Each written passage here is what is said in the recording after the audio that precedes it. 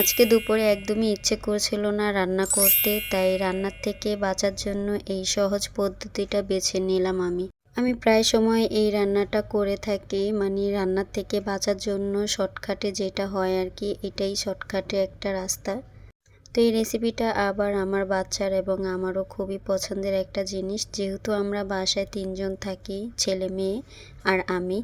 তো সেরকম একটা রান্নার জন্য আর এত ঝামেলা করতে হয় না, শর্টকাটভাবে এই রান্নাটাই আমি করে ফেলি।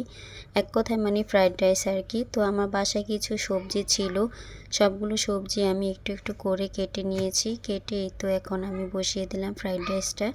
তো এখানে আমি সব সবজি দিয়ে ডিম দিয়ে ভালো করে মশলাগুলো কষিয়ে নিয়েছি, তারপরে সয়া সস দিয়ে এখন আমি এই যে ভাতগুলো দিয়ে দিলাম, গরম গরম ভাত। এখন ভালো করে ভাতের সাথে আমি সবগুলো মশলা কষিয়ে নিব। আর হ্যাঁ, যদি আমার এই রেসিপিটা আপনাদের ভালো লেগে থাকে অবশ্যই অবশ্যই কিন্তু লাইক, কমেন্ট এবং শেয়ার করে দেবেন।